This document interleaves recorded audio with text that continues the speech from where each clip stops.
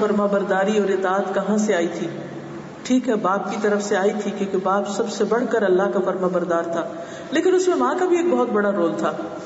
جب حضرت ابراہیم نے حضرت علیہ السلام کو مکہ کی بے آب و گیا وادی میں چھوڑنا چاہا تو انہوں نے کسی قسم کا کوئی شکوہ نہیں کیا اور فوراً اللہ کی اطاعت کی، فرما برداری کی اور اپنے شوہر کی بھی فرما برداری کی، اور اس جگہ پر بغیر کسی کھانے پینے کے اور بغیر کسی زندگی کی عیش و عشرت کے رہنا قبول کر لیا. اسماعیل علیہ السلام کی پرورش ماں کے ہاتھوں ہوئی تھی. اس ماں کے پاس کیا تھا؟ کون سی نرسری تھی، کون سی مونٹیسوری تھی، کون سا اسکول تھا، کون سا پلے گروپ تھا، کتنے میوزیکل انسٹرومنٹس تھے کہ جن سے وہ بچے کا دل بہلایا کرتی تھی، کتنے ٹوائز تھے، کتنی بکس تھی، کتنی لائبریریز تھی، کیا تھا ان کے پاس؟ ایک اللہ کی فرما برداری جس کی خاطر اس جگہ پر انہوں نے رہنا قبول کیا تھا، اور اسی کی وہ تعلیم وہ اپنے بچے کو دے رہی تھی. وہ کھلی ہوا، فضا اور کھلا ماحول تھا جس میں کوئی اور چیز نہیں تھی سوائے اس نیچرل انوائرمنٹ کے کہ جو ان کے آس پاس تھا. حتیٰ کہ ان کے پاس تو ایک پکا گھر بھی نہیں تھا، ایک چھت بھی نہیں تھی. اس کھلے آسمان تلے اور ان پہاڑوں کے سائے تلے وہ اپنے بچے کو لے کر اللہ کی اطاعت میں بیٹھی تھی. اور پھر جب ابراہیم علیہ السلام واپس آتے ہیں تو بچہ پوری طرح اللہ کا تابعدار اور فرما بردار ہو چکا ہوتا ہے. آج ہم سب کو بلیم کرتے ہیں، اور بچوں کے پاس اگر کھلونوں کی الغار نہ ہو تو ہم خود بھی رونے بیٹھ جاتے ہیں کہ ہائے ہمارے بچے کتنے محروم ہیں. آنے والی ہر ٹیکنالوجی کو ہم اپنے بچوں کو دینا اپنا فرض سمجھتے ہیں اور سمجھتے ہیں کہ ہم نے بہت بڑی ذمہ داری پوری کی ہے، اور بچوں کو اپنے ہاتھوں سے قاتل کھلونے لا کر دیتے ہیں کہ جس سے ان کا اخلاق، ان کی سوچ، دل، دماغ، ہر چیز مست ہو کر رہ جائے. لیکن اس کے باوجود ہم کیا سمجھتے ہیں کہ ہم ان کو بہت فیور دے رہے ہیں اور ان کی بڑی ہمدردی کر رہے ہیں اور ان کے ہم بہت ہی بہترین والدین ہیں. اور جب کبھی بچے بات نہیں مانتے تو اس وقت بھی ہم ان کو کیا یاد دلاتے ہیں کہ دیکھو ہم نے تم پر کیا کیا احسانات کیے. اور وہ احسانات کی لسٹ کیا ہوتی ہے؟ صرف دنیاوی عیش و عشرت، صرف دنیاوی نعمتیں. کیونکہ دین نہ ہم نے خود بطور نعمت کے پایا اور نہ بچوں کو وہ نعمت کے طور پر یاد دلایا کہ اے ہمارے بچوں کہ یہ اللہ نے تمہارے لیے یہ دین چن لیا ہے. جیسے ابراہیم علیہ السلام نے اپنے بچوں سے کہا تھا کہ وَوَصَّى بِهَا إِبْرَاهِيمُ بَنِيهِ وَيَعْقُوبُ. ابراہیم اور یعقوب علیہ السلام نے اپنے بچوں کو یہ تاکید کی تھی، یا بنی ان اللہ اصطفى لكم الدین، اے میرے بچوں اللہ نے تمہارے لیے اس دین کو چن لیا ہے. فلا تموتن الا وانتم مسلمون، تمہیں موت ہرگز نہ آئے مگر اس حال میں کہ تم مسلمان ہو، تم فرما بردار ہو. اور پھر ابراہیم علیہ السلام اپنے بچے کو ساتھ لے کر جب خانہ کعبہ تعمیر کرتے ہیں تو کیا دعائیں مانگتے ہیں؟ دونوں کھڑے ہیں باپ بیٹا، ربنا وجعلنا مسلمین لک. اگر آپ ان کی ساری دعائیں دیکھیں تو ٹاپ پر جو دعا ہے وہ اسلام کی دعا ہے، ربنا وجعلنا مسلمین لک، اے اللہ ہم دونوں کو اپنا فرما بردار بنا لے. باپ بھی یہی مانگ رہا ہے اور بچہ بھی یہی مانگ رہا ہے. کبھی ہم نے بھی اپنے بچوں کے ساتھ بیٹھ کر اللہ سے یہ دعا مانگی کہ اے اللہ تو ہم سب کو اپنا فرما بردار بنا لے اور ہماری نسلوں کو اپنی اطاعت پر لگا دے. وَمِن ذُرِّيَّتِنَا أُمَّةً مُسْلِمَةً لَكَ، اور صرف اپنے لیے نہیں بلکہ اپنی اولادوں کے لیے بھی دعا مانگی جن کا ابھی بظاہر کوئی وجود نہیں تھا. ہم جب دعا مانگتے ہیں تو زیادہ سے زیادہ کس کے لیے مانگتے ہیں؟ اپنے سامنے والے بچوں کے لیے جو پیدا ہو چکے ہوتے ہیں، یا پھر زیادہ سے زیادہ جب ان کے بچے پیدا ہو جاتے ہیں، نواسے پوتے پوتیاں ہو جاتے ہیں تو پھر ہم ان کے لیے کچھ دعائیں مانگ لیتے ہیں. اس کے بعد کے لیے کب کس نے دعا مانگی؟ اتنا بڑا ویژن تو ہمارا ہے ہی نہیں. ابراہیم اور اسماعیل علیہ السلام دونوں کیا دعا مانگ رہے ہیں کہ اللہ ہمیں بھی مسلمان بنا، وَمِن ذُرِّيَّتِنَا أُمَّةً مُسْلِمَةً لَكَ، اور ہماری اولادوں میں سے مسلمان امت اٹھا جو تیری فرما بردار ہو. مسلمۃ لک، صرف ہم نہیں، ہمارے بچے، ان کے بچے، ان کے بچے، ہماری نسلیں تیری فرما بردار ہوں.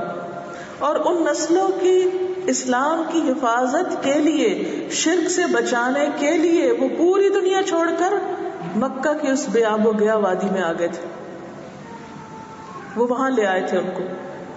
کیونکہ پوری دنیا شرک سے بھر چکی تھی اور وہ چاہتے تھے کہ ہمارے بچے اسلام پر جئیں اور مریں، اور اس کے لیے انہوں نے ان کو ماحول بھی فراہم کیا اور اس کے ساتھ دعائیں بھی مانگی. وَتُبْ عَلَيْنَا، اور تو ہم پر مہربان ہو جا، اِنَّكَ أَنْتَ التَّوَّابُ الرَّحِيمُ، بے شک تو ہی بہت زیادہ توبہ قبول کرنے والا مہربان ہے. اور پھر ابراہیم علیہ السلام نے یہ وصیت اپنے بچوں کو بھی کی. پھر اس کے بعد ان کے بچوں میں سے اسحاق علیہ السلام کے بیٹے یعقوب، کیونکہ اسماعیل کی بات تو پہلے ہو چکی، یعقوب علیہ السلام جو ان کے پوتے تھے، نیکسٹ جنریشن، وہ جب فوت ہونے لگے تو انہوں نے کیا دعا کی؟ سورۃ البقرہ آیت 133، ام کنتم شہداء اذ حضر یعقوب الموت، کیا تم اس وقت حاضر تھے جب یعقوب کو موت آئی علیہ السلام، اذ قال لبنیہ، جب انہوں نے اپنے بچوں سے کہا، ما تعبدون من بعدی، میرے بعد تم کس کی عبادت کرو گے؟ تو انہوں نے کیا کہا؟ قالوا نعبد الہک و الہ آبائک ابراہیم و اسماعیل، ابراہیم و اسماعیل و اسحاق الہ واحدا ونحن له مسلمون، کہ ہم تیرے بعد تیرے الہ، تیرے باپ دادا ابراہیم اسماعیل اسحاق کے الہ جو ایک ہی الہ ہے اس کی فرما برداری کریں گے، اس کی عبادت کریں گے. اور خود کو کیا کہا؟ وَنَحْنُ لَهُ مُسْلِمُونَ، ہم اسی کے لیے مسلمان ہیں، ہم اسی کے لیے فرما بردار ہیں. تو گویا آپ دیکھیے کہ والدین کو یہ فکر نہیں کہ میرے بعد بچوں تم کیا کھاؤ گے، کیا کاروبار کرو گے، میرے کاروبار کا کیا بنے گا، میری فلاں فلاں پراپرٹی کا کیا بنے گا. انہیں فکر ہے تو اس بات کی کہ تم کس طریقے پر جیو گے اور تمہارے بچے کس پہ جئیں گے اور آئندہ نسلیں کس طریقے پر ہوں گی. کیونکہ کامیابی کا انحصار مالدار ہونے میں نہیں ہے، کامیابی کا انحصار اللہ کا فرما بردار ہونے میں ہے، اور اس میں کہ کب تک ہماری آئندہ نسلیں دین پر قائم رہتی ہیں، کیونکہ آئندہ نسلوں کا اسلام بھی ہمارے لیے صدقہ جاریہ بنے گا اگر اس میں بھی ہماری کوششیں شامل ہو گئی. اور یہاں پر آپ دیکھیے کہ جتنے بھی کوششیں ہیں اور جتنی بھی گفتگو ہے، ان سب میں جو پہلو ڈومیننٹ ہے وہ اسلام کا پہلو ہے، اطاعت کا پہلو ہے، فرما برداری کا پہلو ہے. اور یہی حکم ہم سب کو دیا گیا تھا. سورۃ البقرہ میں اللہ سبحانہ و تعالیٰ نے ہم سب سے یہی کہا ہے، قولوا، تم سب کہو، یعنی اگر تم اسلام کا دعویٰ کرتے ہو، ایمان کا دعویٰ کرتے ہو، تو پھر تمہیں کیا کہنا ہے؟ آمنا باللہ وما انزل الینا وما انزل الی ابراہیم واسماعیل واسحاق ویعقوب والاسباط وما اوتی موسیٰ وعیسیٰ وما اوتی النبیون من ربهم لا نفرق بین احد منہم ونحن له مسلمون. سب کہو کہ ہم اللہ پر ایمان لائے اور اس چیز پر جو ہماری طرف نازل کی گئی اور جو ابراہیم اور اسماعیل اور اسحاق اور یعقوب اور اولاد یعقوب پر نازل کی گئی اور جو موسیٰ اور عیسیٰ علیہ السلام دیے گئے اور جو سارے نبی دیے گئے ان کے رب کی طرف سے. ہم ان میں سے کسی ایک میں بھی فرق نہیں کرتے، یعنی ہم سب کی عزت کرتے ہیں، ہم انہی کے طریقے پر ہیں. وَنَحْنُ لَهُ مُسْلِمُونَ، تو ہم سب کو بھی کیا کہنا ہے؟ وَنَحْنُ لَهُ مُسْلِمُونَ. کیونکہ جس دن ہم نے پورے کانفیڈنس سے یہ کہا، پوری سچائی کے ساتھ یہ کہا، پوری ایمانداری کے ساتھ یہ کہا، نَحْنُ لَهُ مُسْلِمُونَ، ہم اس کے فرما بردار ہیں، ہم اس کے لیے مسلمان ہیں، ہم اس کو سب سے بڑا مانتے ہیں، تو ہماری یہ جو کنوکشن ہے، ہمارا یہ جو ایمان ہے، ہماری یہ سچائی ہماری آئندہ نسلوں میں بھی ٹرانسفر ہوگی. پھر ان کو یہ جینے کا یہ ڈھنگ آئے گا اور پھر ان کی پرائرٹیز بھی یہی ہوگی. کیونکہ اس وقت ہماری اپنی ذات، ہمارا اپنا عملی نمونہ، اس میں ان کو اللہ کی فرما برداری پوری طرح نظر نہیں آتی، اور پھر اسلام پر پورا کانفیڈنس نظر نہیں آتا. ادھر کسی کو کوئی کام کرتے ہوئے دیکھا، ہاں اللہ کی فرما برداری کا یا نافرمانی کا، ادھر ڈلک گئے. کسی اور کو کچھ اور کرتے دیکھا تو ادھر ڈلک گئے. چلو تم ادھر کو ہوا ہو جدھر کی، کبھی خواہشات کے بندے بن گئے، کبھی لوگوں کے بندے بن گئے، اور پھر 4 ٹکرے مار لی اور کہا کہ ہم تو مسلمان ہیں. ہم سب اپنے گریبان میں جھانک کر دیکھیں، واقعی ہم مسلمان ہیں؟ واقعی اللہ کا حکم آتے ہی ہم کہتے ہیں کہ سمعنا و اطعنا، اللہ ہم نے سن لیا اور ہم نے اطاعت کی، چاہے مشکل ہے یا آسان، میں ماننے کو تیار ہوں، مجھے کوئی انکار نہیں۔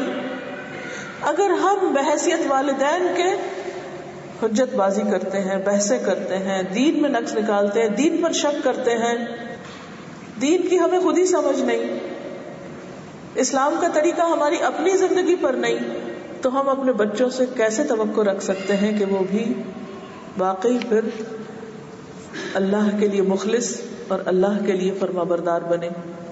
تو سب سے پہلے ہمیں خود اس بات کا فیصلہ کرنا ہے اور اس پر پورے یقین کے ساتھ سوچنا بھی ہے، عمل بھی کرنا ہے اور چلنا ہے، اور اسی کو مرتے دم تک اپنی زندگی کا شعار بنانا ہے، کیونکہ اسی میں کامیابی ہے اور اسی میں ہمیشہ ہمیشہ کی فلاح ہے، اور اس کے خلاف جانے میں ہمیشہ ہمیشہ کا نقصان ہے۔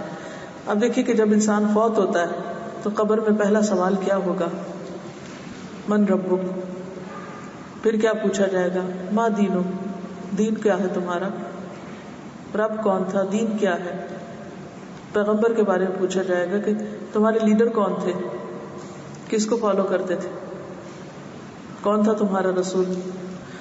اور کسی سے یہ نہیں پوچھا جائے گا کہ بتاؤ کتنے بچے تھے تمہارے، کتنی پراپرٹی تھی تمہاری، کون سی ڈگریاں تھی تمہارے پاس، کیا چھوڑ کر آئے ہو پیچھے، ایسا کچھ بھی نہیں پوچھا جائے گا۔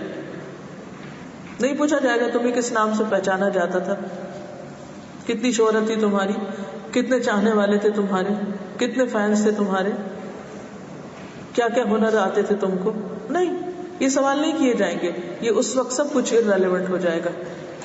آج آپ دیکھیے کہ جن چیزوں کے پیچھے ہم بھاگ رہے ہیں ان میں سے ایک بھی نہیں پوچھی جائے گی، سب سے پہلے رب کے بارے میں سوال کیا جائے گا۔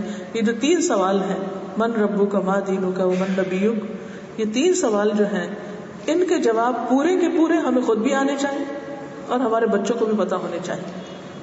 یہ بچوں کی تربیت کا پہلا سنہری اصول ہے کہ زندگی میں مسلمان بن کے جئیں اور مرنے کے بعد قبر کے 3 سوالوں کو خود بھی جان کر ان کا علم آگے دے کر مریں، اور ان کو بھی تلقین کریں کہ وہ اپنی آئندہ نسلوں کو یہی دے کر جائیں دنیا سے۔ تو یہ تو تھی آج کی ٹاک، ہم اور ہمارے بچے، اس کی ابتدا یا تمہید میں آپ کو انشاءاللہ اگلے حصے پہ لے جاؤں گی کہ بچے ہماری ذمہ داری ہے۔ صرف اپنے آپ کو مسلمان بنا لینا، صرف خود دین کا علم حاصل کر لینا، صرف خود اسلامی طریقوں پہ چل لینا کافی نہیں۔ ہماری جتنی یہ ذمہ داری ہے کہ ہم خود فرما بردار بن کے رہیں اللہ کے، اتنی ہی ذمہ داری ہے کہ ہم اپنے بچوں کو بھی اللہ کا فرما بردار بنانے کی کوشش کریں۔ جیسے ابراہیم علیہ السلام نے مثال قائم کی کہ اللہ نے جب حکم دیا کہ ذبح کر دو، وہ لے گئے، ان کو ماں نے تیار کر کے ساتھ بھیجا، اور جب وہاں پہنچے تو اللہ تعالیٰ فرماتے ہیں فلما اسلما، جب دونوں نے سبمشن کر دی، جب دونوں نے سر جھکا دیا، جب دونوں فرما بردار ہو گئے، جب دونوں نے بات مان لی، وَتَلَّهُ لِلْجَبِينِ، اور ابراہیم نے بیٹے کو پیشانی کے بل زمین پہ لٹا دیا، کس لیے کہ اللہ کی راہ میں قربان کر دے۔ یہ تھی اطاعت اور فرما برداری۔ آج کیا ہمارے بچے اتنی تو نہیں لیکن اس سے آدھی، یہ 4تھے درجے کی بھی دین کے لیے، اللہ کے لیے کسی قربانی کے لیے راضی ہیں، صرف ایک نیند چھوڑنے کے لیے یا تھوڑی بھوک برداشت کرنے کے لیے؟ جان دینا تو بہت دور کی بات ہے۔ تو وہ ہمارے رہنما ہیں، ہمیں حکم دیا گیا کہ ان کے طریقے کی پیروی کرو۔ قرآن میں کسی اور کے طریقے کی پیروی کا حکم نہیں دیا گیا، ان کے طریقوں کی پیروی کا کہا گیا ہے۔ وہ اللہ کے محبوب تھے، اگر تم محبوب بننا چاہو تو وہ کر کے دکھاؤ۔ تو انشاءاللہ اس ذمہ داری کے بارے میں بات کریں گے، اور پھر یہ کہ تربیت کے رہنما اصول کیا ہیں اور ان کا آغاز کہاں سے ہوتا ہے۔ جو ابھی تک میں نے بولا ہے اس کے مطابق کیا کیا چیزیں آپ نے سیکھی اپنی ڈائریوں پر اب لکھ لیجیے کہ مجھے کیا کیا کرنا ہے، اپنا جائزہ اور عمل کی بات۔ کیونکہ ہم جو کچھ اس وقت پڑھ رہے ہیں ہمیں اس پر عمل کرنا ہے، صرف دل بہلانے کے لیے تو ہم یہاں جمع نہیں ہوئے.